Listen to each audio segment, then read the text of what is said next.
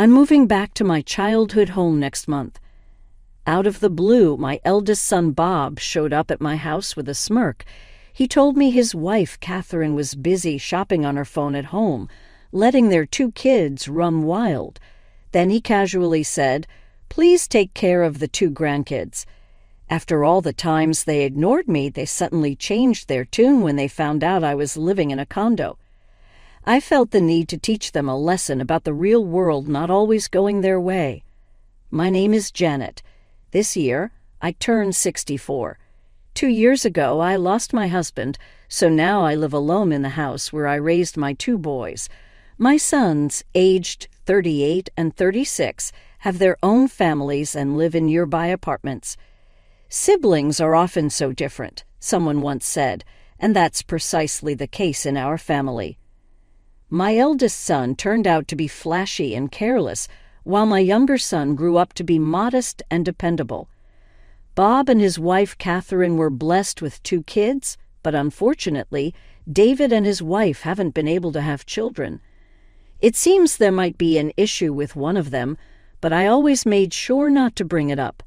However, Catherine, whenever she meets David's wife, insensitively teases, "Oh, still no baby. You better hurry up," and often suggests that David's wife should practice while they can and pushes her own children onto her. But David's wife loves children and, ignoring the insensitive comments from her sister-in-law, looks after the kids with joy. I often thought it would have been better if it were the other way around. To begin with, when my husband was hospitalized, even when I asked Bob and his wife to visit, they'd say, "Oh, we're busy.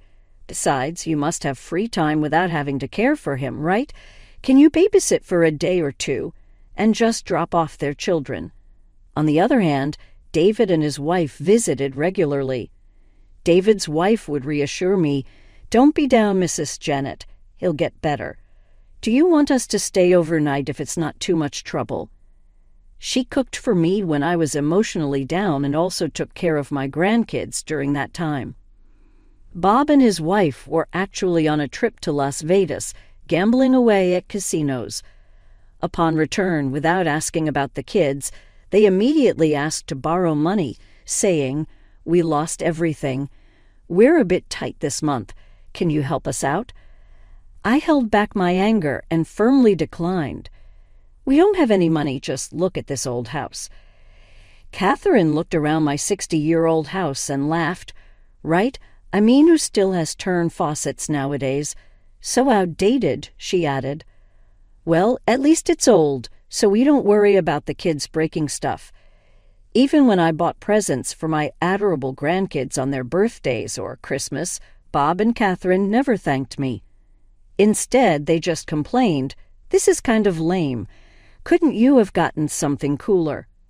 In reality, I went to the toy store with the grandkids and bought what they chose.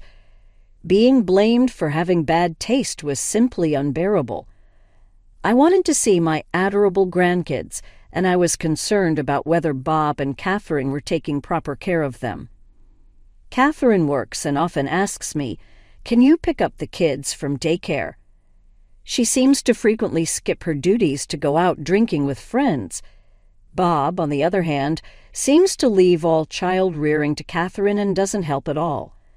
On the days I pick them up, the grandkids often end up staying overnight, and I often drop them off at daycare the next morning.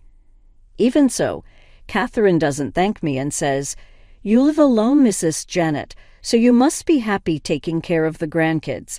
Thanks and see ya." The 2 children were so used to being at my place that they sometimes fussed when it was time to go home.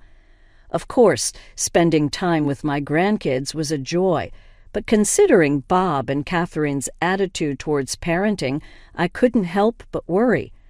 The final straw between me and Bob's family was when I had to be admitted for some medical tests due to prolonged fatigue. Bob and Catherine called, which was rare.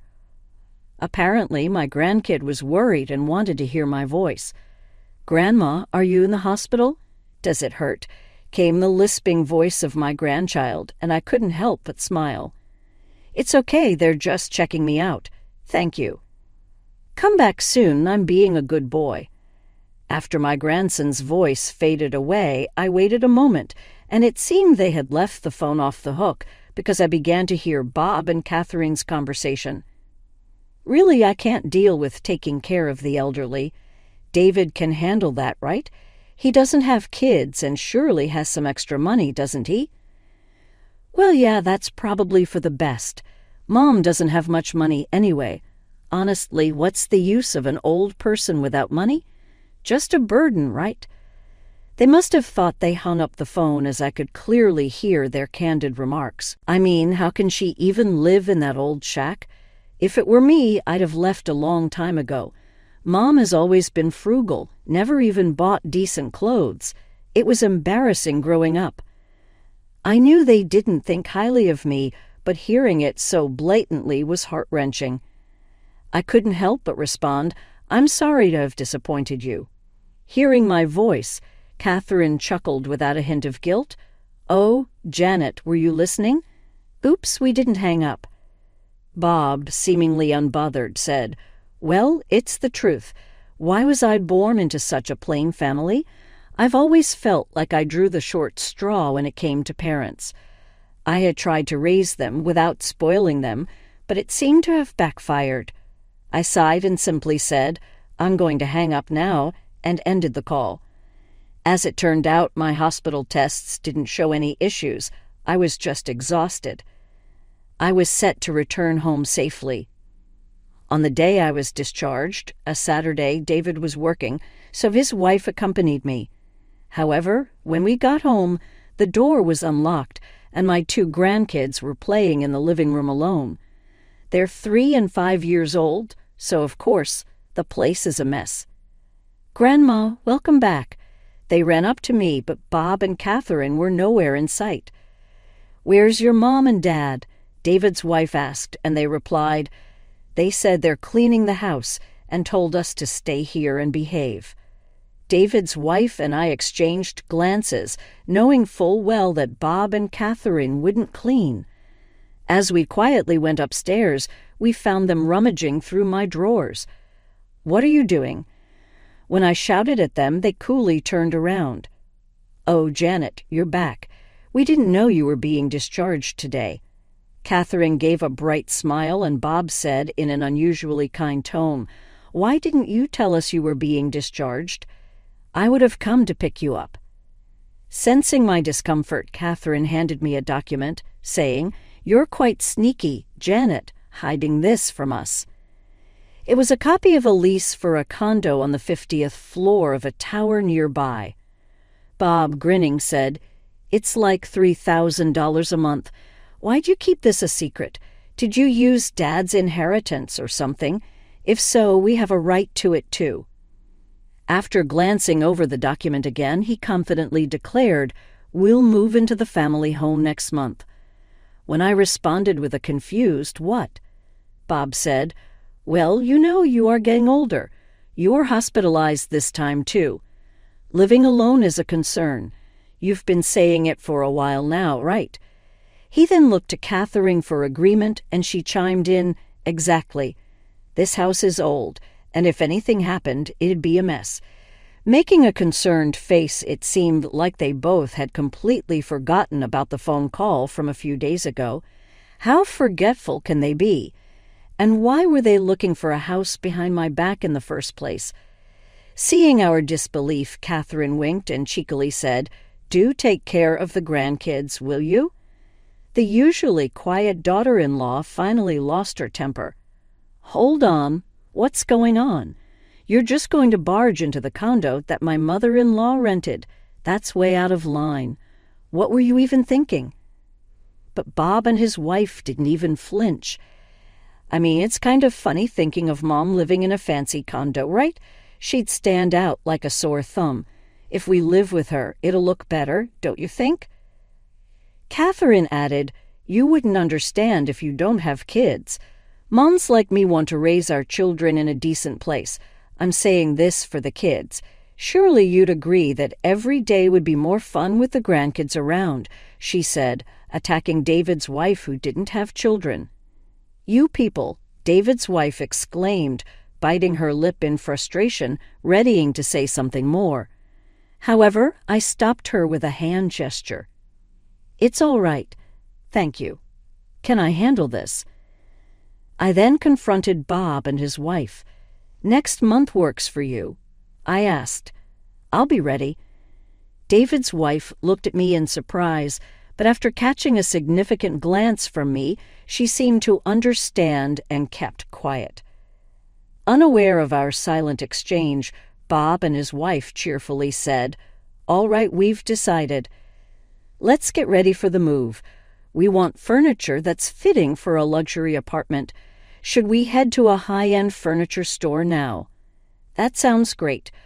Oh, and Janet, please take care of the kids for us," they joyfully said and left.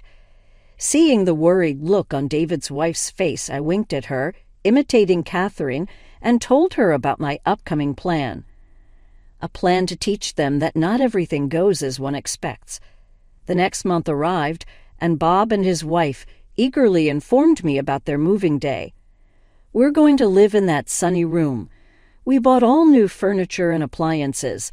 Don't bring anything outdated, okay?" Both of them were very excited, picturing their luxury condo life. Okay, I got it. I'll make sure everything's prepared," I casually replied and started my own moving preparations. As instructed, I discarded all the old furniture and belongings, minimizing my possessions.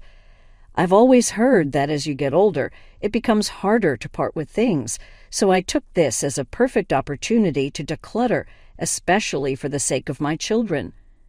On the day Bob was set to move, I was busy since morning unpacking my own belongings. Since my phone was on silent, I didn't notice any incoming calls. When noon arrived and I decided to take a break, I checked my phone. To my surprise, there had been relentless calls from Bob since 9:00 a.m. Realizing this, I teasingly stuck out my tongue and called Bob back. He answered immediately, yelling, "Why weren't you picking up?" "Oh, I'm sorry, my phone was on silent." "So, what happened?" "What happened? We went to the condo, and when we rang the doorbell, some stranger answered asking who we were." "The luxury condo? Did you go there?"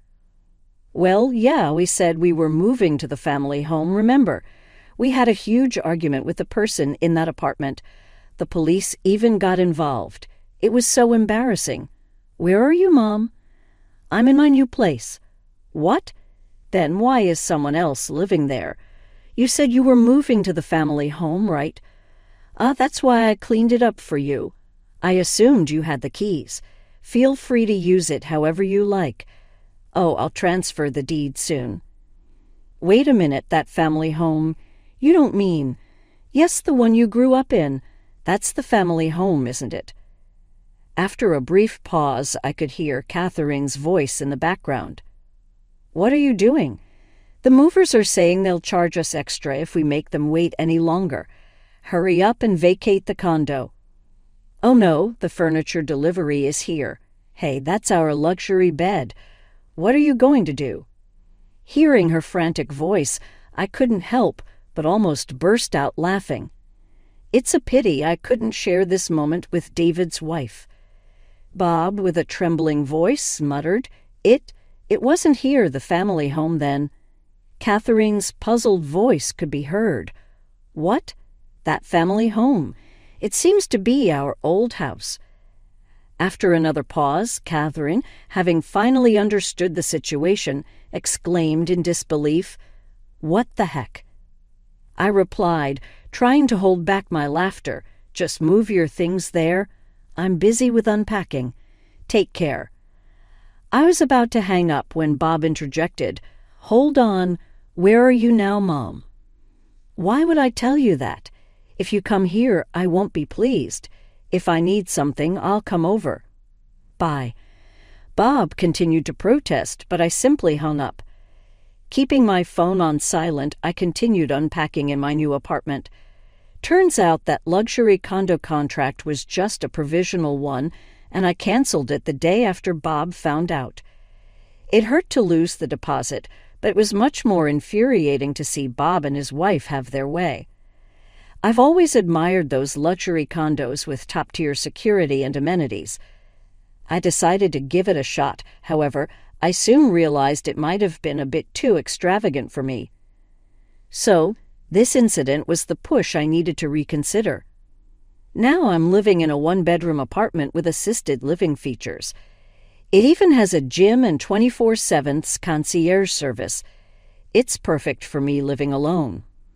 Bob and his wife thought I was broke, but in reality, I'd been studying and investing while being a homemaker and had managed to earn enough for both my children's education. After my husband passed away, a hefty life insurance payout and inheritance came through. Investing half of that sum turned out to be quite profitable. I had decided to take a leap of faith and try something adventurous, but I guess God always has a plan. Living in that luxury condo, I must have gotten a bit too carried away. Anyway, I thought it all turned out for the best and filled David's wife in on everything that happened today. She laughed heartily, saying, "Oh, that's hilarious.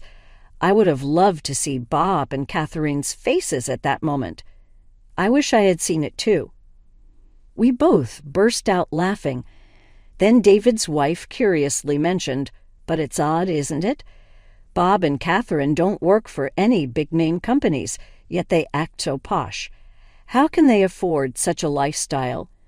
Indeed, while David and his wife both work for reputable companies, Bob works for some no-name firm, and Catherine, she's been in and out of jobs from some temp agency.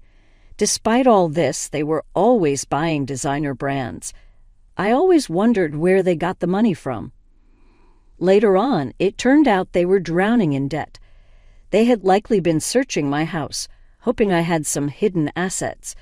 They're just plain gold diggers in the end. Having no place else to go, they reluctantly moved into the old family home they once mocked, filling it with mismatched luxury furniture and electronics. When I tried to discuss changing the deed through my attorney, Bob proposed, "Since I can't afford the property taxes, could you possibly rent it to me? Maybe for about $200 a month." It's ironic he was aiming to live in a $3,000 a month luxury apartment, yet now he's haggling over $200. Reluctantly, I proposed $700, and they grudgingly agreed. Even at that rate, it's a steal for that area. Neighbors say they often hear the two of them getting drunk and arguing loudly. I was concerned about their two kids, but David's wife occasionally checked on them and updated me, saying, "They seem okay for now, but they mentioned they missed their grandma and looked sad." I had been considering visiting them soon, but before I could, Catherine disappeared, apparently running off with another man. Bob was left devastated and became distrustful of women. His once confident demeanor faded. There were rumors that Catherine, heavily made up, was spotted hanging on to men in the city's nightlife scene, but nothing's been confirmed. After Catherine left, David's wife, Bob, and I discussed the kids' future. Bob admitted he couldn't raise them on his own. Indeed, without someone to maintain the house, it was in utter chaos. David and his wife kindly offered to adopt the kids. The process went smoothly, and they're now David's children. Since Bob hadn't finalized his divorce from Catherine and she hadn't been officially missing for 7 years, he couldn't remarry. Moreover, the debt collectors are more aggressive than ever. He's now silently working his day job and takes a night shift at a convenience store to make ends meet. It seems he pawned most of his luxury items. The confident man I once knew looked like a shadow of his former self. Whenever I'd bring him some food, he'd sometimes tear up as he ate. It appears he's finally started to understand human emotions. When David's wife visits with the kids, he'd gratefully say, "They're growing up so well. Thank you." I still hold out hope that someday he'll find someone kind and understanding, but maybe I'm just being a hopelessly optimistic mom.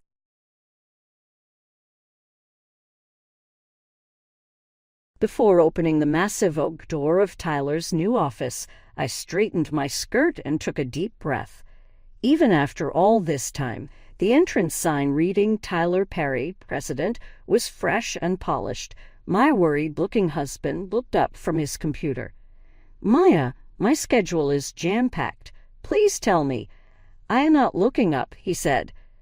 An artificial grin spread across my face. "The Henderson account files are ready for you to review, and the staff meeting starts in 10 minutes. As if to dismiss it, Tyler waved his hand. "Stop it. I need to attend to more pressing matters. Everyone has been putting in a lot of time and effort this week to prepare for this meeting, Tyler. Your presence is anticipated by them." I said, "Cancel it." He snapped, continuing to fix his gaze on the screen. "That's an order, not a request." Repressing my annoyance, I blinked rapidly and bolted out of the room. As I shut the door behind me, I caught sight of Tyler's reflection in the window. I felt my pain dissipate as he returned his attention to his task. My heart was racing, so I leaned against the wall in the hallway to attempt to calm it down. Clearly, this was not the Tyler I had married. I once knew a man who was enthusiastic about architecture and devoted to his staff. He appeared to be losing his composure now that he had this new title. "Everything okay, Maya?"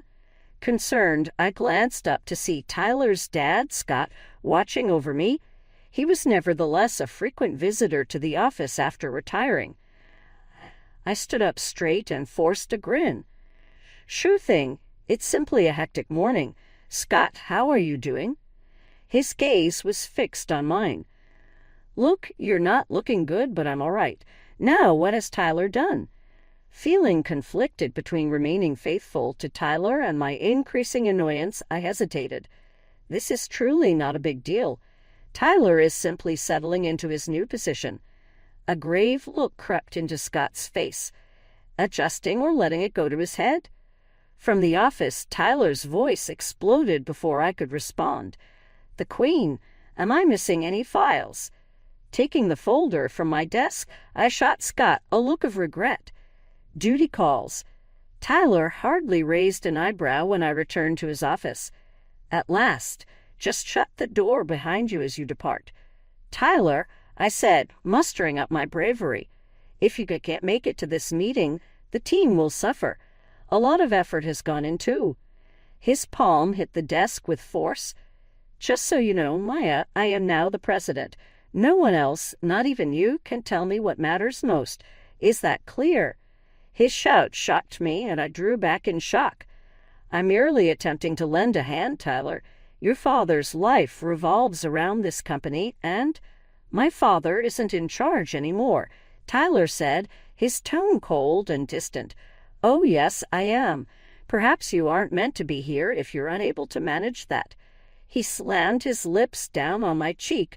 I tried to see the man I had fallen for in this stranger, but all I could make out was a man utterly bereft of strength and pride. "Very well," I murmured softly. "I'll cancel the meeting." Call came to Tyler's phone just as I was about to depart. After answering it, his voice took on an immediately endearing quality. "My sweetheart, Carol. Sure, I'm looking forward to our business lunch. See you soon," he promised. Reluctantly, I grasped the door handle. "Hi, Carol." The way he pronounced the name made me shudder, even though I was unfamiliar with it. Before he realized I was staring, I caught a glimpse of a mischievous grin on his face as I turned around. A sharp "What?" escaped his lips. "Don't you have work to do?" My head was spinning, so I silently nodded and bolted out of his office. As I announced the meeting was canceled, I was greeted by the dejected expressions of our colleagues outside. Their annoyance paled in comparison to the anxiety that was building up inside of me. "Could you tell me who Carol is and what kind of business lunch caused my husband to smile so broadly?" Sitting down at my computer, I had the awful feeling that my marriage and the firm could be unprepared for the storm that was about to hit. I got up bright and early the following day, intent on making up for yesterday's mistakes. There was an undeniable sense of anxiety as I made my way around the workplace. As I walked by, people stopped talking and instead smiled and nodded awkwardly. "Good morning, Maya," our head designer Evelyn yelled. Any news on rescheduling the meeting? I was conflicted about how to be forthright and careful with my remarks. I'm putting it in my hat, Evelyn. In his new position, Tyler is still finding his footing. Then Evelyn arched an eyebrow. Is it changing? Is that the new moniker? The voice of Tyler resounded from his office before I had a chance to reply. Hello, Maya. Right now, my office. With my guard up, I sprinted to his door. He was visibly agitated, pacing back and forth. With a forceful toss of papers, he demanded, What on earth is this? I looked down, and my heart sank. The design team had filed an official complaint about Tyler's delays in project approvals and his absence from crucial meetings. Just frustration from the team, Tyler, I suggested calmly. Can we arrange a meeting to address their concerns? He scoffed. Their concerns. He sneered. This isn't a daycare, it's a business. If they can't handle the pressure, they're free to leave. This is the team your father trusted most, Tyler. They've been here for years. Anger flared in his eyes. My dad isn't the boss right now. I am. I don't need to be questioned by a group of disgruntled designers. I took a deep breath, trying to stay composed. Tyler, you don't seem yourself.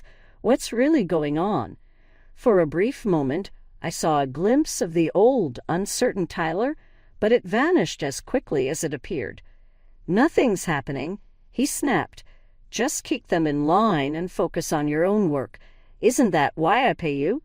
His words stung. To me, I was more than just his employee. I was his partner, his spouse, but my confidence was starting to fade. I turned to leave, and just then his phone buzzed. A sly smile crossed his face as he glanced at the screen. I'm about to go on my lunch break. Don't wait for me to call. But Tyler, we have a client meeting scheduled at 2. He shrugged dismissively. Reschedule it, he said, already heading out the door. As I watched him leave, a knot formed in my stomach. Something was wrong. It had become about more than just work. Back at my desk, I spent the rest of the morning in damage control, smoothing things over with upset clients and anxious employees. By midday, I was drained. A gentle knock on my cubicle brought me back. I looked up to see Scott, concern etched across his face. Maya, can we talk? I nodded, grateful for the brief pause. Scott sat across from me, his eyes serious yet kind. I've been hearing things, he said softly, about Tyler, about how he's running the company. My throat tightened. Scott had placed so much trust in Tyler, hoping he'd be the one to carry the company forward. I wasn't sure how to tell that it was falling apart. Scott, I began, but he held up a hand. Maya, you don't need to protect him. I've known something was wrong for a while. I kept hoping he'd grow into the role. Tears stung my eyes. I don't know what to do, I whispered. He ignores my advice and everyone's drifting away from him. Scott reached across the desk, giving my hand a reassuring squeeze. We'll find a way to fix this, Maya. Together. This family and this company mean everything to me. I won't let Tyler ruin it. Just then, Tyler's voice boomed from across the office.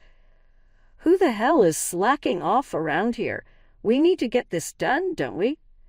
Scott and I exchanged a look. The storm was only beginning.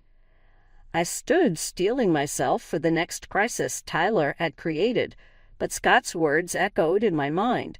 Together, for the first time in a long while, I felt a glimmer of hope. But as I turned the corner, I saw Tyler. His tie was crooked, and there was a smudge of lipstick on his collar. Any hope had vanished. After a long day of trying to hold things together, I finally headed home, exhausted. All I wanted was a hot bath and a glass of wine. But as I reached for my keys, the door opened and a blonde woman stepped out. Her blouse was haphazardly buttoned and her lipstick was smudged. When she saw me, she paused, her eyes widening before she recovered. "Oh, you must be Maya," she murmured smoothly. "I'm Carol, Tyler's consultant." The pieces fell into place. the name on Tyler's phone, the lipstick on his collar. Everything clicked with painful clarity. "Consultant," I managed, barely able to speak. A sly smile curled on Carol's lips. "Yes, Tyler and I have been collaborating quite closely. He's quite the visionary." Tyler appeared in the doorway, his face pale as he saw us. "Maya, you're home early," he stammered. I searched his face for a hint of guilt or regret, but saw only fear and cold calculation. Carol was just leaving, he muttered, guiding her toward her car. They exchanged a knowing glance before she drove away, leaving me alone with a man I realized I didn't know at all. My thoughts were racing as I walked right by Tyler and inside. With an effort to clarify his position, he trailed behind. "No, Maya, it's not at all what you expect. Carol is only lending a hand with some fresh endeavors." Ideas were flying around in our heads. My voice rose as I faced him. "I implore you not to. Tyler, you have my word. At this very moment, no." He was unsure of himself, and he paused. I had no intention of this happening. I mean, it did. It just happened. My voice quivered as I spoke, as if you were careless with your job duties, and it happened to you. As if it were a random occurrence that you treated our friends and employees like they weren't important. Frustration set in Tyler's features. "You have no idea how much stress I'm in. I am left with unfulfilled shoes by my father. This is all I'm capable of doing. How about I have an affair?" By bringing the firm to its knees, I fired back. His face betrayed his level of frustration as he halted. "Things became tricky, but I can figure this out. There is a way to resolve this." A sour chuckle escaped my lips. "Amos, Tyler, we are no longer a unit. You guaranteed it." I knew that was true as I said it. His treachery and my naive faith destroyed our marriage and our partnership. There was a sudden ring on Tyler's phone. Glancing at it, he appeared torn. "It's Carol, isn't it?" "Shh," I whispered. Affirmation was his word. "Maya, please, let me explain." My patience had run out, and I had stopped trying to justify him. I reached for my keychain and made a beeline for the exit. "Where are you going?" I was pursued by Tyler. "Get away from you?" I responded. "I need to think." My vision became hazy with tears as I sped through the pitch-black streets. What had led to this point? The life we had created together, the man I loved, it was all falling apart. When my phone rang, the screen lit up with Scott's name. I was taken aback before responding. "Is everything well with you, Maya? You departed from the office at such a rapid pace," he remarked, his voice betraying his genuine anxiety. Everything that had been bottled up inside of me, my heartbreak, the company's situation, and Tyler's affair, emerged as a result of his kindness. Scott was attentive as I spoke, and he spoke in a low voice after I ended. "Maya, I apologize deeply. I am the one to blame. I should never have subjected Tyler to that amount of strain." I emphasized that it was not my fault. Tyler made his own choices. Scott heaved a sigh and said, "Maybe. Now it's up to us to make our own. Visit my home. We'll work through this as a team." I felt an unusual serenity as I drove approaching Scott's neighborhood. It was no longer a secret that Tyler had betrayed me, but I was far from alone. A glimmer of energy returned, the first in months. There would be no more evasions or unquestioning allegiance. I would confront whatever lay ahead directly. The moment had come to defend not only myself, but also the place that had become my second home, the Enterprise.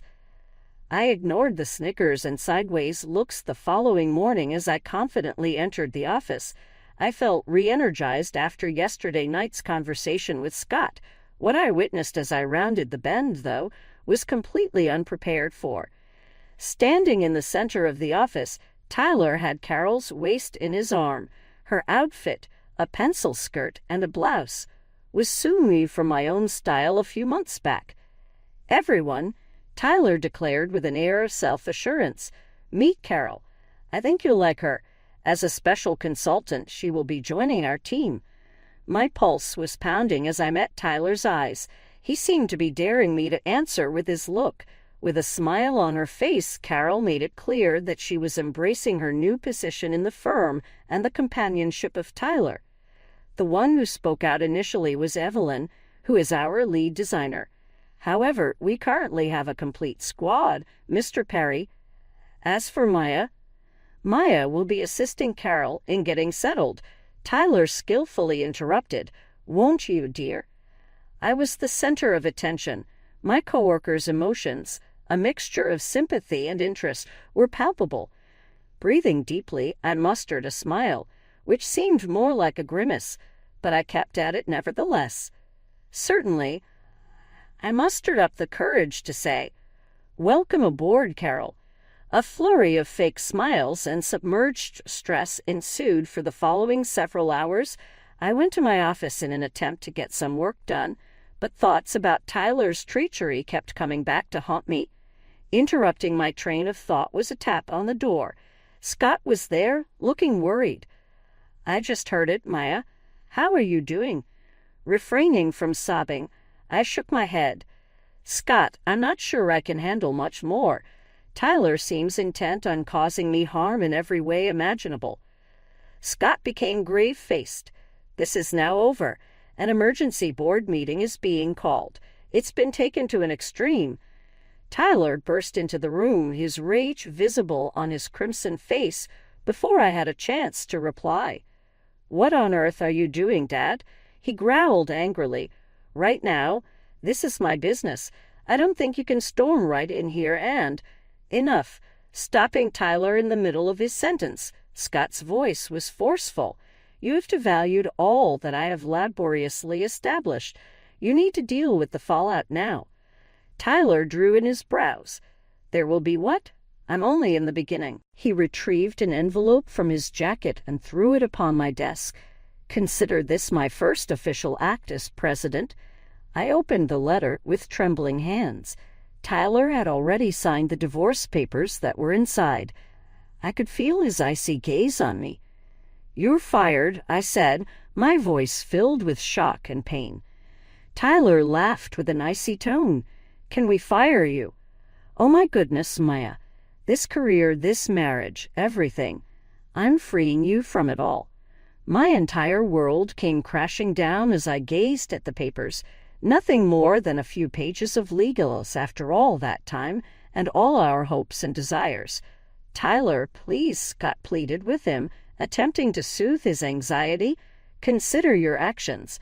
Maya is the rock upon which this business has rested. Missing her, when she is no longer a part of it, we can go on," Tyler said abruptly.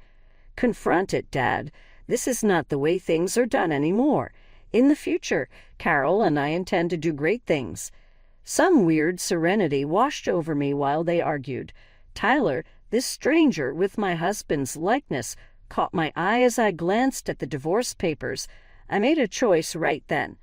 I whispered, "I'll sign," interrupting their angry tirade.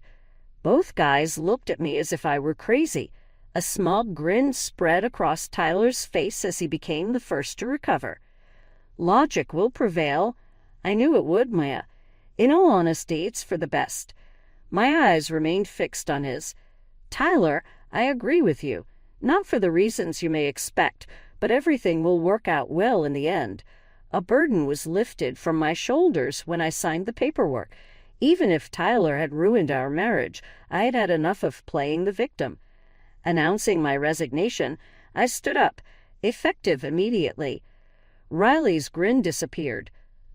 "Oh, really? How? No way can you simply—" "I am capable of doing it," I declared with conviction. "Tyler, I wish you the best of luck as you take over this organization. It will be necessary for you."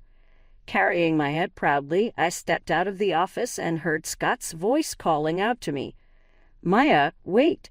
Then I halted and went around. Scott's expression was one of both pride and resolve. "Have a proposition for you," he pointed out, "one that might just save this company and give you the fresh start you deserve." A glimmer of optimism returned to me after months of despair. No matter what happened, I was prepared to deal with it alone. At a later time, while sipping my hot tea, I sat across from Scott in his comfortable home office. For the last several days, thoughts of the storm have raced through my head. "Maya," Scott started, his voice steady yet determined, "my nonprofit architectural trust is looking for someone like you to join our team. Your ethics and expertise are much needed." Shock caused me to blink. "What about the business, though, Scott? Will Tyler be okay?" Scott stated, "Tyler made his choice," with a trace of melancholy in his gaze. "Now it's time for you to make yours." Evelyn sent a text message to my phone at that very moment. "Help, please. This place is in utter disarray. Carol and Tyler are ruining the business. You are essential, Maya." Anxiety gripped me. The firm and the individuals I had worked with for so long remain very important to me, no matter what. I am in need of a moment to reflect," I informed Scott. He understood and nodded in agreement. "Sure thing. Be careful not to linger. Neither of us is surprised that Tyler will destroy all we've worked so hard to create." I sighed and stepped into the workplace for the final time the following morning to pack up my desk. As I walked by, everybody stopped talking and the tension in the air increased. Evelyn showed up at my door, her expression one of concern, as I gathered my belongings. "It is a miracle that you are here, Maya. It's really chaotic. While Tyler shelved 4 major projects, Carol reassigned teams without considering their abilities. The clients are absolutely ranting." Repressing the flood of feelings that were building up inside of me, I inhaled deeply. "Evelyn, I'm no longer employed here," I declared with a tense voice. "None of that exists." "I am capable of handling it," I declared. Evelyn's expression changed. "Are you really going? However, how do we fare? Where does the business stand?" The hall erupted in Tyler's shouting before I could respond. "Maya, what are you doing here?" He strutted smugly into my office, followed closely by Carol. I responded calmly, just grabbing my things, not letting him frighten me. Tyler drew in his brows. "Very well. Get out of here as soon as possible. Let Carol take care of your responsibilities." It made me laugh out loud. Would she be able to do it? Is that why there's anarchy among the employees and clients are threatening to quit? With her neatly manicured nails, Carol moved forward and began to dig into Tyler's arm. "I'm really loving it. According to Tyler, I'm quite gifted." When asked if I was sure he did, I responded with an air of detached certainty. But running a successful architectural firm takes more than just being a natural. A flush of wrath spread across Tyler's cheeks. "The time has come. Excuse me, Maya. No one will welcome you here." I heard a rustle in the hallway and quickly gathered my things from the box. With 3 board members at his sides, Scott marched in. "What's going on?" According to Tyler, it was imperative. Scott's tone was authoritative. "Hey, Tyler, a board meeting is in the works. This company is in jeopardy due to your recent decisions, and we are here to talk about your presidency." Even Tyler's self-assurance faltered. "This is too much for you. At this point, I am the one leading the charge." One of the board members stated, "We'll see about that," with a serious expression as they made their way to the conference room. Scott turned to face me again.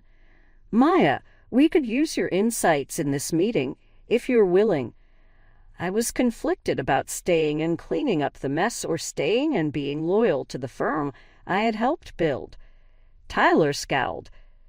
"She's no longer employed here, Dad. Her voice is silenced."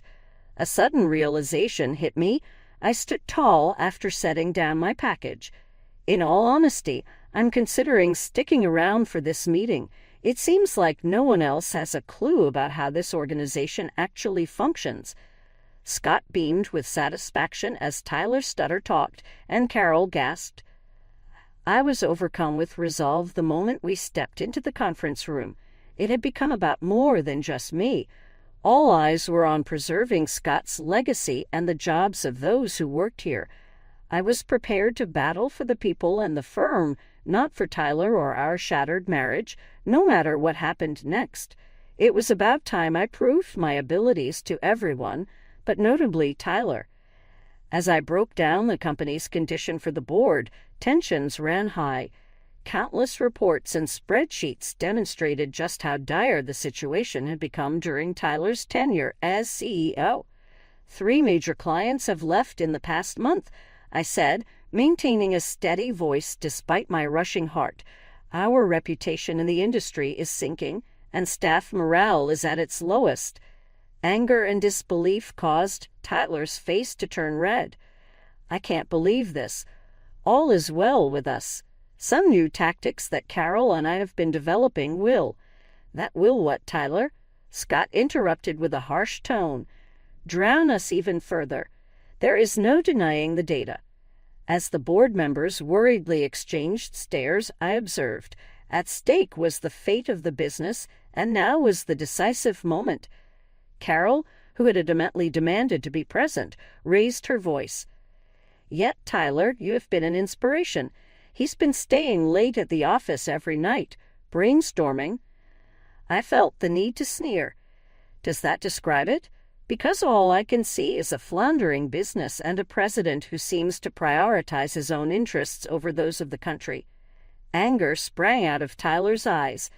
Maya, you have no idea what you're talking about. You're only resentful because I progressed. Moved on. I let out a sharp chuckle. First you ruined our marriage, and now you're bringing down our business.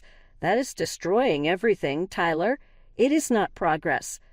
The longest-serving board member, Mr. David, cleared his throat. I believe we have heard everything. It's obvious that this company needs a major intervention. Tyler whitened up. What are you saying? I'm saying, he said, that we need to think about new leadership, effective immediately. The room erupted into utter mayhem.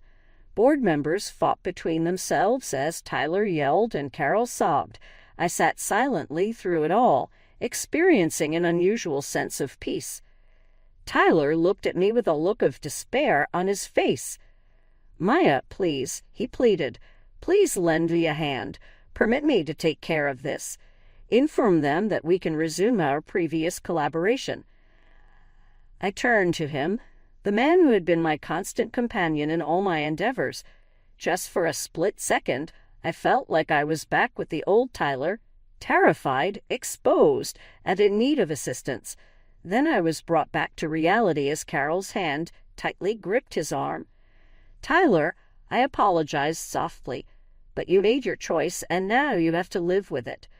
Scott sprang to his feet, his voice rising above the din.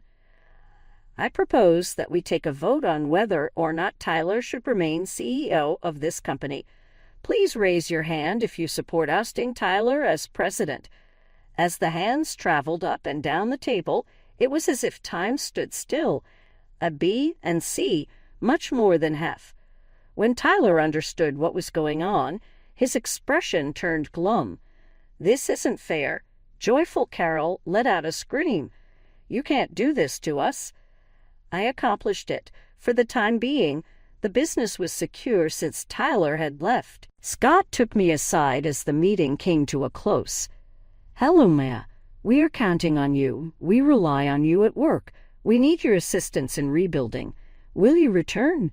Because I wanted to be of service, but yet wanted a new beginning, I was conflicted. Tyler came up to me, his crimson, anxious eyes betraying his desperation, before I could respond. Maya, please, he pleaded with heaven. Stop them immediately. No one knows me more intimately than you. If given another opportunity, I am confident I can resolve this. Feeling the pressure of their expectations, I glanced between Tyler and Scott. My personal and the company's futures were both precariously balanced. In the end, I knew it wasn't about rescuing a company. It was about proving my value, asserting my independence, and protecting all I had worked for. I deliberated for a moment before making a choice. Everything would be altered by whatever occurred thereafter. With my back to the audience, I stood at the podium, ready to deliver my speech. As the newly appointed interim CEO, it was my responsibility to convene the company-wide meeting and choose our next steps in light of the recent turmoil. As many of you are aware, I started maintaining a steady voice despite my rushing heart. Our company has had a hard few weeks. However, a fresh start is underway today. I caught a glimpse of Tyler, who appeared exhausted as he retreated to the far corner of the room. Carol did not appear anywhere. We've lost clients, and yes, we've faced setbacks. I said more. But the heart of this company, the talent, dedication, and vision that each of you brings, that hasn't changed. The audience reacted with a low-volume nod of approval. I continued by outlining our strategies to restore faith from clients and steady our financial footing. I could feel the optimism rekindling in my coworkers' eyes as I spoke. Out of nowhere, Tyler's voice was heard. "This is all lies." His stride down the aisle caused heads to turn. "Maya is attempting to take over my business.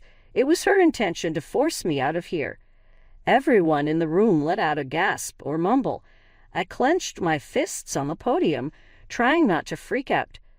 "Tyler, this isn't the right place or time," I whispered. With his cheeks red from wrath, he yelled out, "It's exactly the time." And my own father betrayed by you. The board was altered by you. A stern voice from the side of the stage said, "That's enough," and it was Scott. As he approached, he put a comforting hand on my shoulder. "Tyler, you brought this upon yourself. We arrived at this position because of your deeds and choices." Tyler glanced over at us, his expression betraying his desperation. "Please, Dad, she must not be allowed to do this. It is the legacy of our family." A small change occurred in Scott's face. "The name on a building isn't everything, my son. A legacy is much more. Being honest, working hard, and treating our employees and customers well are the guiding principles. Maya is cognizant of that. You should do it now as well." A profound stillness enveloped the entire space. I could sense that everyone was watching our every move, eager to witness the resolution of this family drama. As if the battle had sapped all energy from him, Tyler appeared exhausted and his shoulders drooped. "Is that all?" He inquired whether I were simply out. I gingerly made my way over to him, stepping down from the podium. "No, Tyler, this isn't the end. You can still find success here. You just need to put in the effort." The guy I once loved appeared to me, frail and uncertain for an instant. Nevertheless, he subsequently became more expressionless. "Neither your sympathy, Maya, nor yours, Dad, are necessary. Look, I'm going to launch my own business. I will construct something that is larger and more superior." And with that, he strode out into the startled stillness. With hundreds of eyes fixed on me, I made my way back to the podium. Neither my position nor the company's future would be the same after this. I empathized that was difficult to perceive. I started, my voice slightly trembling. "It does, however, demonstrate the purpose of our gathering today. None of us are in this business for our own narcissism or ambition. What matters most is that we, as a group, collaborate to achieve our goals." I glanced over to my coworkers and waited, as if looking for a sign of direction. Some appeared uncertain, while others were eager. "I assure you, this will not be a picnic. There is a long road ahead of us, but I assure you that I will make decisions that are in the best interest of this firm and its employees. There are no more of you." I felt a burden fade away as I continued to sketch out our strategy. That was the most challenging aspect. His final effort to confront me had been unsuccessful, and Tyler had departed. At last, I was given the opportunity to lead according to my own standards. I noticed a trace of worry, though, when I looked into Scott's eyes. Even though this chapter was coming to an end, I could feel a new one starting. Up ahead, our company's strength and my leadership would be put to the test. I gazed out over the city from the window of my new office 5 months later. Suddenly, the perspective changed. It wasn't merely that I was inside Scott's Charity Trust's facility, it was also that I had new perspectives. Interrupting my train of thought was a rap on the door. "Come in," I summoned. Evelyn walked in, her face radiating with joy. "Maya, this is unbelievable. Henderson Project is in our possession." I felt compelled to grin. Responsible and imaginative design like the Henderson Project was my lifelong dream. "What a remarkable thing, Evelyn. The group is probably ecstatic." "They are," she said, nodding before she paused. "And there's something else you should know." I waited with an eyebrow up. Evelyn inhaled deeply. "Tyler's business. It has been declared bankrupt. They initiated the Chapter 12 process earlier today." A tidal surge of news washed over me. Somehow, through it all, I held out hope that Tyler would figure things out. "And Tyler?" Shy whispered it. "He's been missing for days," Evelyn said, her head nodding in agreement. "Carol, on the other hand, was here previously seeking employment, and Tyler allegedly gave her nothing in return." Soaking it all in, I slumped into my chair. Truly, the Tyler with whom I had previously loved and had a life had vanished. Instead, it was a tale of how fast prosperity can crumble if it is based on shaky ground. The way Scott materialized at the doorway was almost as if he sensed my yearning for him. "Heard the news," he whispered softly. "How are you holding up?" Somehow I pulled off a shy grin. "No worries. Everything is so overwhelming." With a blend of pride and anguish in his eyes, Scott gave a nod. "You've accomplished incredible things here, Maya. Lives are being transformed by this new arm of the trust and the initiatives you're spearheading." "We're making a difference," I queried, correcting him. "I couldn't have done this without your support." He disregarded my gratitude. "You were the one, Maya. You transformed an ugly situation into a lovely one. That's amazing." I was left to ponder my own thoughts as Scott and Evelyn departed. All of a sudden, Tyler was in my thoughts, along with the hopes and dreams we had shared in the past. My mind wandered to Carol and how her pursuit of fame and fortune had failed her miserably. But I mostly considered my own needs and wants. At this point, the timid, eager-to-please woman I had been at the beginning of this seemed like an alien. Interrupting my train of thought, my phone chimed. "This is Tyler," reads the text message sent by an unknown phone. "How about we have a conversation?" As I fixated on the television, my pulse quickened. The opportunity would have been too good to pass up 5 months ago. Now I paused, inhaled deeply, and returned to typing. "I've moved on, Tyler, and I apologize. Peace be with you." Feeling the final remnants of my former existence dwindle as I hit the send button. With endless opportunities and potential, the future unfolded before me. A rap on the door prompted my return. My group was there, and we couldn't have been more excited to begin planning the Henderson Project. As I grinned, I invited them inside. "Let's create something amazing." I was filled with profound appreciation when we sat down at the conference table and ideas began to flow freely. Here I belonged, not defined by Tyler or anyone else, but by myself among friends and family who loved and appreciated me. This location of resilience, direction, and self-discovery was my destination, the result of a long and winding road. I could see that my team's best was still ahead of them because of their enthusiastic expressions. I took out a marker and proclaimed, "Let's envision the future side by side." I knew I had finally found my happily ever after as we started to draw out our plans. This was the moment. The job, the life I had rebuilt from the ashes of my previous one. It wasn't out of a fairy tale, but it was something even better. A new beginning that I had created with all my heart and hands. I was prepared to face whatever difficulties arose on the path ahead, even though they might not always be smooth. I realized for the first time that my value was independent of other people's thoughts and deeds. It was born out of my own inner fortitude and perseverance. For me, that was the pinnacle of success. I am able to provide my parents with $4,400 every month from my income of $8,000. However, my younger brother is constantly supported by them. My wicked parents wanted to hold my brother's party on the same day as my wedding, so they made me cancel 3 days before the big day. I said no. In addition to yelling, "How dare you?" my mom slapped me hard. "You disobey my commands." I got out of the home and made up my mind to get even. I surprised them with something shocking the following day. At this point, they had bowed low.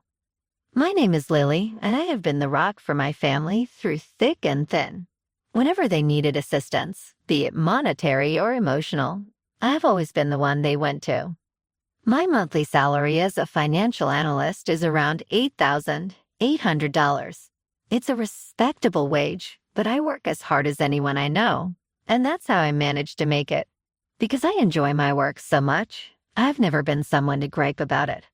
On the other hand, if I'm being really forthright, there are moments when I feel like I've worked nonstop for the sake of my family and myself. Every month since I began working full-time, I've been contributing $4,400 to my parents. Nothing has ever been expected in return from me. I wished for them a life of ease and prosperity. For a long time, I acted in this way simply because I believed it was my duty to do so. I was the senior, after all. It seemed like my little brother, Ethan, was the one who always had it easy, the one who had everything thrown his way. Although we are 5 years apart in age, Ethan's popularity stems from more than simply that fact. My parents treated him like he was perfect, and that was the problem. All of his desires would be fulfilled by them. They were always there for him, no matter what, even when I was the only one who could keep everything together. It began innocently enough when we were young. Better gifts, greater attention, and praise would always come his way when he did them. Everyone would gush over his intelligence, talent, and impending greatness. I could almost hear it in their voices. At the same time, I was the one who was supposed to be reasonable, sensible, and not cause any trouble. The practical one. Yes, I did. I didn't doubt it for a long time. I continued giving and doing and staying out of the way even when it seemed like no one was paying attention to me. Their concern for Ethan, nevertheless, became apparent to me after some time had passed. As I continued to give, they continued to take, and I became increasingly invisible to them. They weren't going to shower me with extravagant displays of love, but I was hoping to be seen. I was never one. Prioritizing Ethan's needs and dreams was always the right thing to do. It was always about him, even during the most innocuous of family gatherings, like birthdays. Everyone in the family would rally behind him, and I would be left to handle the rest. Even though it was annoying, I knew it to be true. The expectations of my family were the foundation around which I built my life for a long time. In every manner, including emotionally and monetarily, they depended on me. At first, I was completely fine with it. However, pain began to develop with the passing of time. For some reason, I began to feel like I served only as a means to a goal for them. Although I continued to provide, they persisted in taking. It went unappreciated by them. No one ever paused to say, "Lily, thank you." Next, we have David. David came into my life when I was 28. I remember meeting him at a work event. He was different from anyone I'd ever met. He didn't need me to be anything other than who I was. He accepted me without expectations, without demands. He was kind, thoughtful, and supportive in ways I hadn't even known I needed.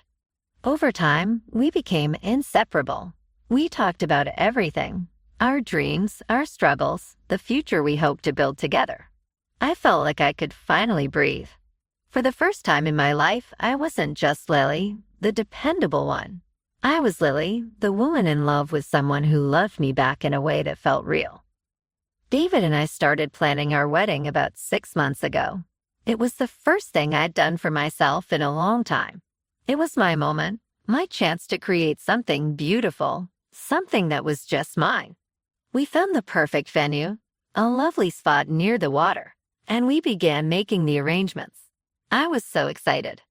But of course, my family's presence hung over everything. My mom called me a few days ago, and everything changed. I'll never forget that call. I was sitting in my living room, scrolling through the final details for the wedding when my phone buzzed. It was my mom. She didn't even wait for me to say hello. "Lily, I need you to cancel your wedding," she said. I froze. "What? Mom, what are you talking about? It's Ethan's birthday that weekend," she continued, as if this was perfectly reasonable. "We can't have a wedding on the same day. It's too much for everyone. I want you to move it to next year. It's the only way." I was in shock. I couldn't believe what I was hearing. "Mom, no, I can't. I've already made all the plans. We've been looking forward to this for months." She didn't care. "You don't understand. Ethan's birthday is important. He's my son, and you know how much he needs us right now." I tried to explain, to tell her that this was my wedding, the biggest moment of my life. But she just kept repeating that Ethan came first. Then she dropped the bombshell. "If you don't cancel it, Lily, you'll regret it. You have 24 hours. My heart raced as I stood there, phone still pressed to my ear. The ultimatum, she was serious. I had never felt so small, so insignificant. How could she do this to me? After everything I had done for them, this was how they repaid me, by demanding that I cancel my wedding for Ethan's birthday. I tried to hold back my tears, but the frustration and hurt overwhelmed me. I hung up the phone, feeling completely numb. This was it, the moment I realized that nothing would ever change. No matter how much I gave, I would always be second to Ethan. I can't even describe how I felt after that phone call. I sat there in silence, trying to make sense of what my mom had said. I was shaken, stunned, and honestly, I felt completely crushed. My whole life I had given so much to my family. I had sacrificed my own wants and needs, thinking that's what being a good daughter meant. And now, when it came to my own happiness, my own wedding, the most important moment of my life, they wanted me to throw it all away. I spent the next few hours pacing around my apartment, replaying the conversation over and over again in my mind. I kept asking myself, why is Ethan so special? Why is his birthday more important than my wedding day? I wasn't asking for the world. I was just asking for my family to support me, for once. But no, they couldn't even do that. After I hung up with my mom, I texted David. He was at work, and I knew he wouldn't be home for hours, but I needed to talk to him. I needed to hear his voice. He called me right away, and I could hear the concern in his tone. "Lily, what happened?" he asked. "What's going on?" "Mom called," I said, trying to hold back the tears. "She wants me to cancel the wedding.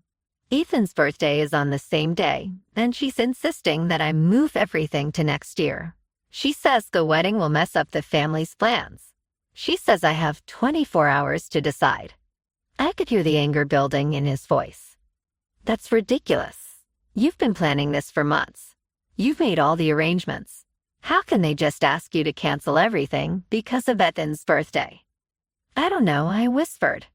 "It's not just about the wedding. It's about everything. I've spent my whole life being second to them. I've done everything they've asked, supported them financially, emotionally, and this is how they repay me." David's voice softened. "Lily, you don't deserve this.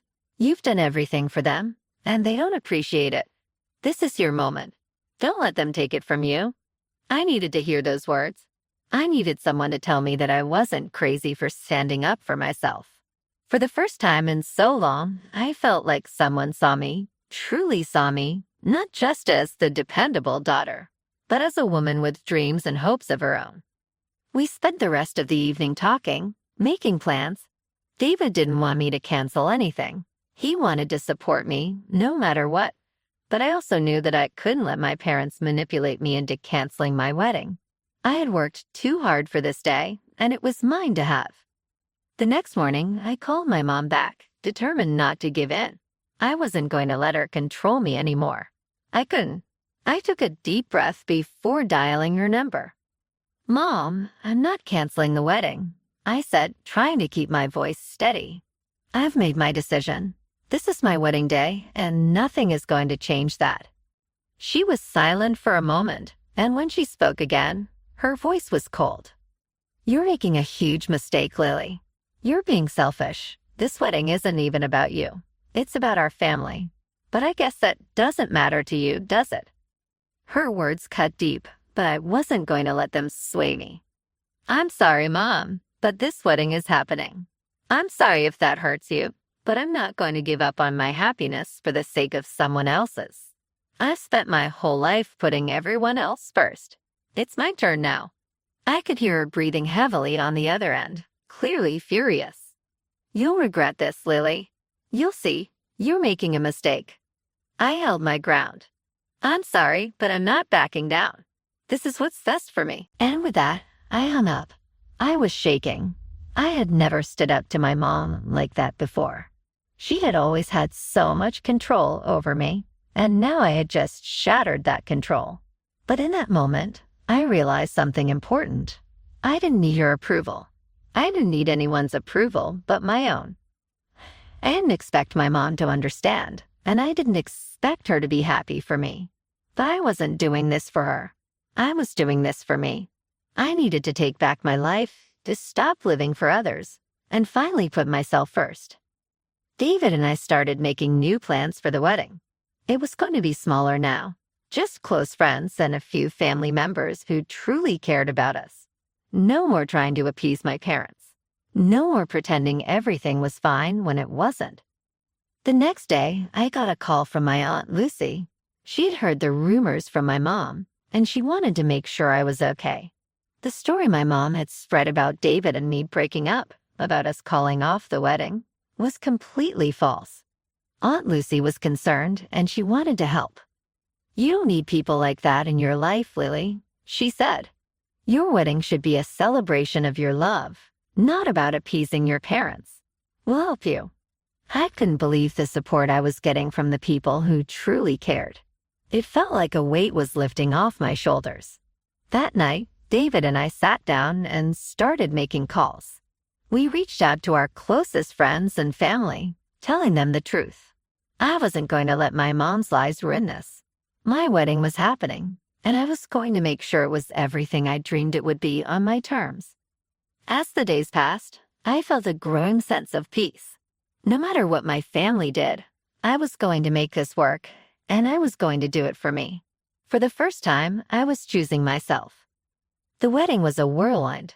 What was supposed to be a day of celebration turned into a battle against everything I had known. But I wasn't going to let my mom's manipulation ruin it. David and I decided to go ahead with a smaller ceremony, one that was intimate and filled with people who truly cared about us. I spent the next few days pulling everything together. It was tough, but I wasn't going to let my family's drama take away my joy. I was no longer the woman who had to apologize for everything or give in to their demands. This was my time. This was about David and me and our future. David, of course, was amazing. He was by my side every step of the way. He didn't just support me emotionally. He helped with the arrangements, reaching out to our closest friends, making sure everyone knew the truth about what had happened. It was incredible to see how much David cared, how he was willing to stand with me. No questions asked. With him, I felt stronger, braver, more confident than I had ever felt before. The wedding day arrived, and I couldn't help but feel a mix of emotions. I was happy, but there was still a part of me that couldn't shake the sadness. The family I'd worked so hard for, the family I'd given everything to, was not there. Not because I didn't want them to be, but because they had chosen not to support me. They had chosen to put Aiken's birthday and their own selfishness ahead of me. It stunned me. It really did. But as I stood there, looking around at the faces of the people who had shown up for me, the people who truly cared, I realized something important. This was better. This was real. These were the people who loved me, who wanted the best for me, who weren't there because they felt obligated, but because they genuinely cared. My Uncle Tom was there, and so was Aunt Lucy, both of whom had reached out to support me. Some close friends we had invited, and even David's family, were there too. It wasn't the grand event I had once envisioned, but it was perfect. It was honest. It was mine. As we exchanged photos, surrounded by those who mattered, I felt a wave of peace wash over me. I wasn't just marrying David that day. I was also marrying the idea of independence, of standing up for myself, of finally choosing my happiness over anyone else's expectations. The ceremony was short, sweet, and incredibly moving. When we said our vows, I could hear David's voice crack as he promised to love me for the rest of his life. It was real. It was the most beautiful moment I had ever experienced, and I was doing it on my terms. After the ceremony, we had a small reception at a local restaurant. There was laughter, food, music, and most importantly, love. People were genuinely happy for us, and for the first time, I felt like I wasn't pretending to be something I wasn't. I wasn't hiding my feelings to keep the peace. I wasn't trying to fit into a mold that my family had created for me. I was free. But that night, as I lay next to David, the reality of what had just happened started to sink in. I knew things were never going to be the same with my family. They had made their choice, and I had made mine. And now I was no longer willing to let their manipulation control my life. I was done. The next morning, as I was getting ready to leave for our honeymoon, my phone buzzed with a message. It was from my mom. She had texted me about 10 times, but I didn't want to look at it. I didn't want to deal with her drama anymore. But curiosity got the best of me, and I opened the message. It was a simple, angry text. "You've made a huge mistake, Lily. You've embarrassed the family. Don't expect us to help you when you fail." The words stung, but I didn't let them hurt me. It was just more of the same. She was still trying to control me, still trying to make me feel guilty for living my life. But this time, I didn't care. I had made it clear to myself that I was done. I was done living for their approval. I was done living for anyone but myself. I deleted the message without responding. I wasn't going to let them drag me down anymore. David and I were starting a new chapter in Dallas, and I was going to make it my own. We were free from the chains of my family's toxic hold, and I felt lighter than I had in years. I realized then that the wedding wasn't just a new beginning for David and me. It was the moment I decided to stop giving in to the people who had never appreciated me. It was the moment I chose myself. The days following the wedding felt like a blur of emotions. But as I settled into my new life with David, I couldn't shake the feeling that something had shifted. It wasn't just about getting married. It was about transforming into a new version of myself, one that no longer needed my family's approval, one that understood the importance of choosing myself for once. David and I moved to Dallas soon after the wedding. We were looking for a fresh start, away from the constant drama and stress of my family. We found a cozy apartment in a quiet neighborhood, and slowly we began to create the life I had always dreamed of. It was peaceful. It was ours. It was everything I had wanted. However, even in this new chapter, the past still had a way of creeping in. Just days after we settled in, I received another message from my mom. This time, it was even more aggressive. She accused me of abandoning my family and turning my back on them. Once again, she tried to make me feel guilty. I didn't even bother reading the whole message. I already knew what it would say. It was the same guilt trip, the same manipulative tactics she always used. But this time, I was strong enough to ignore it. I deleted the message without hesitation and went on with my day. For the first time, I didn't feel the familiar weight of obligation pressing on me. I knew I had made the right choice. David noticed the change in me too. He could see the relief in my eyes.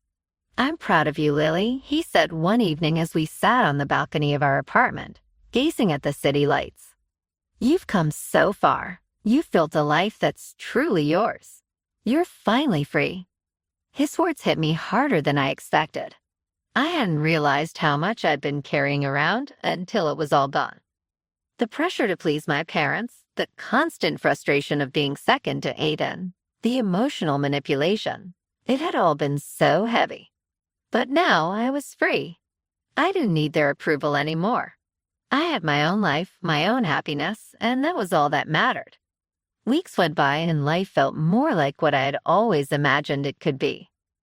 David and I grew even closer, talking about our hopes for the future, starting a family, building our careers, and always supporting each other. It was like if my life's purpose had been fulfilled. My cousin Jake called me in the afternoon. It was my parents' wedding, and he was aware of all that had transpired. On behalf of the family, he called to express his apologies. "I don't know why they did that to you, Lily," stated the man. "They ought to have treated you better than that. I apologize deeply." I didn't anticipate an apology. To be honest, I didn't believe I required one. But hearing it from Jake, who had always been there for me, opened my eyes to the fact that there were people out there who didn't judge me but accepted me just the way I was. With the passage of time, I was able to mend fences with Aunt Lucy, Uncle Tom, and a handful of close friends who had always been there for me. Those were the people that really counted. I wasn't only someone they could lean on financially or emotionally, and they hadn't attempted to exert control over me either. My bonds with these people deepened, but my bond with my parents, that would change forever. Their actions lingered in my mind. All along, they had elevated Ethan above me and attempted to mislead me into calling off my wedding. No matter how badly I wanted to break the cycle, I knew in my heart that it was impossible. My mom sent me a message one day. "Lily, I miss you. That was all. Get in touch with me." As I fixated on the television, I could feel the old pull of guilt. At least I knew for what I had battled. Freedom and joy were mine to choose. There was no way I was reconsidering. As for my response, I'm content with the life I've created. What it was can't be returned to. I have to take the next step. For the first time, I felt at ease. The decision to hold on to the past had already been mine. I realized I was finally free when I considered my life with David. Everything was worthwhile because I was finally living for myself. My name is Emma, and I'm 30 years old. I work for a manufacturing company here in Chicago, a job I landed after graduating from a prestigious university. I'm proud of my achievements and the financial stability I've built. But what's the point of financial success if it's accompanied by a constant, heavy strain on your personal life? That's my story, how I found myself supporting not just myself, but also my husband, Jake, who, at 33, still hadn't managed to hold down a stable job. Jake and I have been married for nearly 5 years. We met in college, and while we shared many dreams and ambitions, life hasn't turned out as smoothly as we had hoped. Jake had a promising start with a stable job after graduation, but things took a turn for the worse when he had a conflict with his boss. The clash wasn't entirely Jake's fault. The boss was notorious for being difficult. Still, Jake's decision to quit was a blow to our finances and to his confidence. Since then, finding and keeping a job has been a struggle for him.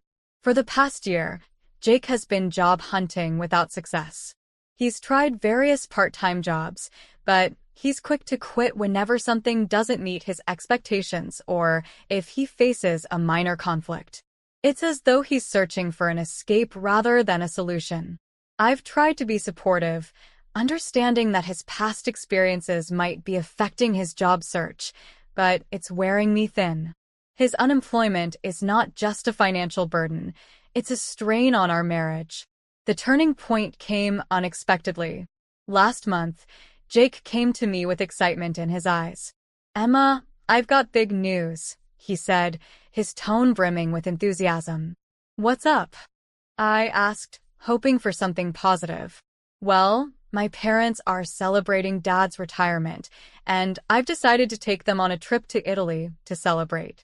I'm going to use the Freedom credit card," Jake said, mentioning the card I use for work and personal expenses. I was taken aback. The Freedom credit card? Jake, that's not a small expense. Have you discussed this with me? No need to worry. It's all sorted. I've already planned the trip and booked the flights, he replied nonchalantly. My heart sank. Jake, we've talked about our finances. You can't just use the credit card without discussing it first. And considering our current situation, this doesn't seem wise. Jake brushed off my concerns. It's going to be a great trip. I've got it covered. Days later, I received an alarming call from the credit card company. Hello, Mrs. Harris. We noticed some unusual activity on your Freedom credit card. It seems there's been an attempt to use it for a transaction that's been declined. My pulse quickened. What do you mean? What transaction? The representative explained that the card had been blocked due to suspicious activity and would soon be replaced with a new one. I realized the card Jake used was no longer valid. When Jake came home that evening, I confronted him. Jake, I need to talk to you about the credit card. It's been blocked. Jake's face went pale. What? That can't be right. I've already told my parents we're going on this trip. How am I supposed to pay for it? Exactly my point. You used my credit card without permission, and now it doesn't work. What's your plan now? I asked, trying to keep my frustration in check. Jake looked increasingly anxious. I don't know. I thought it would work. That's not the issue, Jake. You've repeatedly made decisions without considering the consequences. This is just another example of how your lack of responsibility is affecting us. The next day, I received a call from Olivia, Jake's mother. Emma, I'm so sorry about Jake's actions. He told us about the trip, but we had no idea he used your credit card without asking. It's more than just using the credit card, Olivia, I said, feeling the weight of frustration. Jake has been struggling with employment and making poor financial decisions. This trip was just the tipping point. Olivia sounded genuinely concerned. We're worried about him too. We thought this trip would be a good distraction, but it seems it's caused more problems. I'll have a talk with him. As I hung up the phone, I realized that this situation wasn't just about the trip or the credit card. It was about the larger pattern of Jake's behavior. He's been avoiding responsibility for so long that it's now affecting every aspect of our lives. Later that evening, Jake came to me with a pained expression. I know you're upset, Emma. I should have talked to you first. I just wanted to do something nice for my parents, and I thought it would be a good way to celebrate. I understand wanting to do something special for your parents, I said, but the way you handled it was irresponsible. We need to address this issue, not just the trip, but the underlying problem. You've been avoiding your responsibilities for too long. Jake looked at me with pleading eyes. What are you saying, Emma? I took a deep breath. Jake, I think we need to talk about our future. This pattern of behavior is not sustainable. We need to find a solution before it's too late. As I spoke, I felt a sense of dread. The weight of our issues felt heavier than ever. I knew this conversation would be a turning point, but I wasn't sure how it would end. All I knew was that we were at a critical juncture in our marriage, and something had to change. After that conversation with Jake, things felt more strained than ever. It was clear that the issues between us were deeper than just a financial misstep. The trip to Italy was merely a symptom of a much larger problem, Jake's persistent irresponsibility and my growing frustration with it. Over the next few days, Jake's demeanor was subdued, and he avoided talking about the trip. I tried to keep things as normal as possible, but the tension in our home was palpable. I focused on work, hoping that immersing myself in my responsibilities would provide some relief from the stress at home. But every day, the weight of Jake's behavior felt heavier. One evening, as I was preparing dinner, Jake walked in looking more anxious than usual. Emma, we need to talk, he said, his voice shaky. I put down the spatula and nodded. All right, what's on your mind? I've been thinking about what you said, Jake began, shifting nervously from one foot to the other. Maybe I should look into getting some financial counseling or career advice. I know I haven't been handling things well. I could see the effort he was making, and part of me wanted to believe that he was finally taking responsibility. That's a start, Jake. But it's not just about seeking help. It's about changing your approach and making a commitment to it. I know, he said, sounding more honest. I've also decided to cancel the trip to Italy. I spoke to my parents, and they understand the situation. I'll figure out another way to make it up to them. While I was relieved that he canceled the trip, a nagging concern remained. Jake's tendency to make promises without following through was troubling. I needed more than words. I needed to see real change. A few days later, I got a call from Olivia, Jake's mother. Emma, I just wanted to check in and see how things are going. I heard Jake canceled the trip, and I wanted to offer my support. Thank you, Olivia, I said, trying to keep my voice steady. It's been a rough few days. I'm glad Jake decided to cancel the trip, but the issues between us go beyond that. We need to address the bigger picture. I understand, Olivia said sympathetically. Jake has always struggled with responsibility. I'm afraid his father and I have tried to help, but it seems like he's got to find his own way. Our conversation ended on a somber note, with Olivia expressing her concern but also acknowledging that Jake needed to take more responsibility for his actions.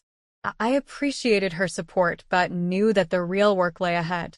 As the days turned into weeks, Jake's behavior showed slight improvement.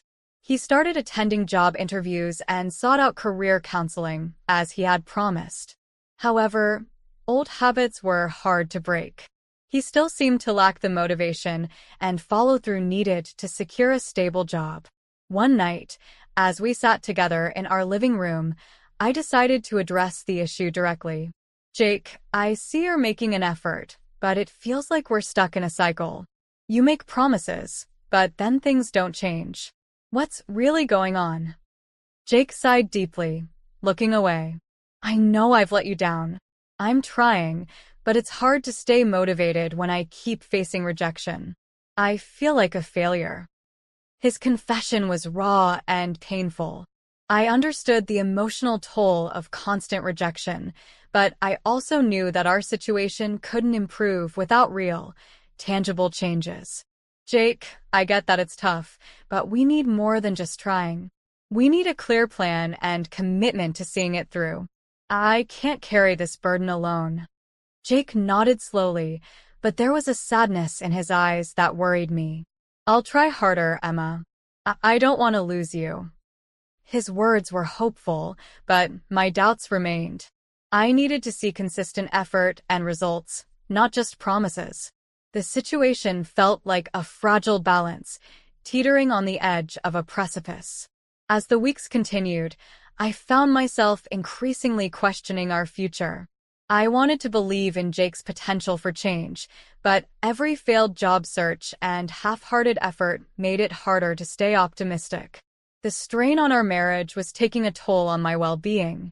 One evening, as I sat alone in the quiet of our apartment, I couldn't shake the feeling that we were reaching a breaking point. I had hoped that Jake's recent attempts would lead to real change, but the ongoing pattern of disappointment was wearing me thin. I knew that a crucial decision lay ahead. The future of our marriage depended on whether Jake could truly change or if I would have to face the reality that our relationship might be beyond repair. The weight of uncertainty was almost unbearable, but I had to confront it. I needed to find a way forward, even if it meant making the hardest decision of my life. The situation came to a head sooner than I had anticipated. Despite Jake's best efforts, things were not improving as quickly as I had hoped. The financial strain continued to weigh heavily on us, and his ongoing job struggles seemed to drain the last bit of patience I had. Then, one evening, Jake came home with an excited look on his face. Emma, I've got great news, he announced, almost breathlessly. I set down the book I was reading, bracing myself. What's the news, Jake? I've decided to take my parents on a trip to Italy, he said, his eyes shining with enthusiasm. It'll be a great way to celebrate their retirement. I've already booked everything. I stared at him, stunned. Jake, what do you mean? We haven't talked about this, and you didn't consult me. How are we even going to afford this? Jake's expression faltered. I used your Freedom credit card. I thought it would be a nice surprise. My heart sank. You used my credit card without asking me? Jake, do you realize how irresponsible that is? We've been struggling with finances, and now you've committed us to an expense we can't afford. Jake's face reddened. I just wanted to do something nice for my parents. I didn't think it would be a big deal. I took a deep breath, trying to keep my voice steady. It's not just about the trip, Jake. It's about your repeated lack of responsibility. We've talked about this before. You can't just make decisions like this without considering the consequences. Jake's shoulders slumped. I didn't mean to upset you. I thought I was doing something good. I shook my head, feeling a mix of frustration and sadness. The issue is not just the trip. It's the pattern of behavior that's been damaging our marriage. You make decisions without consulting me, and then I'm left to deal with the fallout. Later that evening, as I sat alone in the quiet of our living room, I felt a wave of hopelessness. I had tried to be patient and supportive, but Jake's continued irresponsibility was pushing me to the edge. The situation was becoming unbearable. The next morning, Jake's mother, Olivia, called me. Emma, I just wanted to apologize for Jake's actions. I know he shouldn't have used your credit card without asking. Thank you, Olivia, I said, trying to keep my voice calm. I appreciate your concern, but this situation has been ongoing for a long time. Jake's behavior is affecting our marriage, and I'm at a breaking point. I understand, Olivia replied. We've tried to help Jake, but it seems like he's got to make these changes on his own. We're here to support you both in any way we can. The conversation left me feeling more determined than ever. Jake's actions had pushed me to reconsider our future. It was clear that the pattern of irresponsibility was not something that could be easily fixed. I needed to make a decision about our marriage, and the time had come to face that reality. That evening, I sat down with Jake. We need to talk, I began, my voice steady but firm.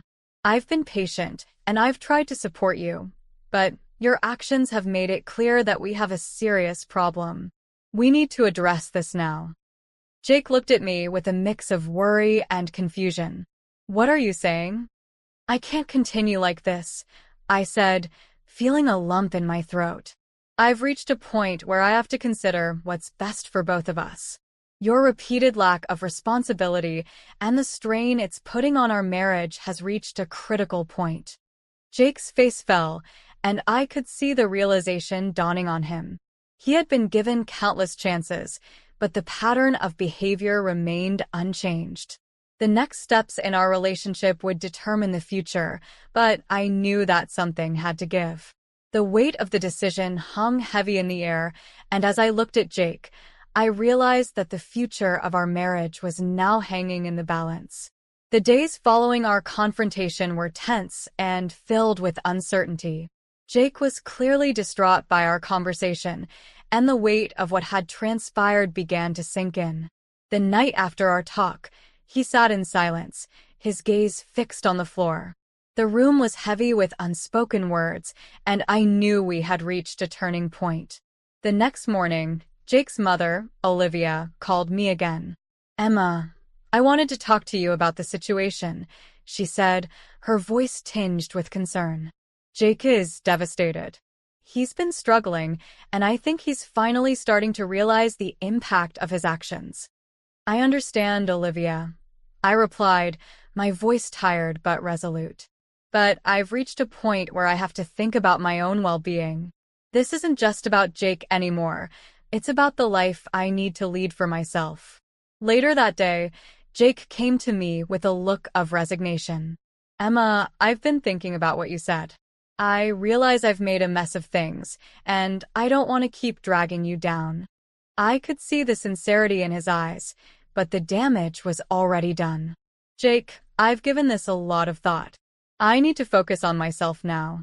The stress and disappointment from your actions have taken a toll on me, and I can't continue living like this. Jake nodded, his face a mix of sadness and acceptance. I understand. I've been given so many chances, and I haven't taken responsibility. I guess this is what I've brought on myself. It was a painful realization, but it was the right decision for both of us. The following days were a whirlwind of legal paperwork and discussions with our families. My decision to file for divorce was final, and I hoped that this step would lead to a more stable and fulfilling life for both of us. When the divorce was finalized, a wave of relief washed over me. I felt lighter, as though a great weight had been lifted. The constant stress and uncertainty were gone, and for the first time in a long time, I felt a sense of freedom. My life was no longer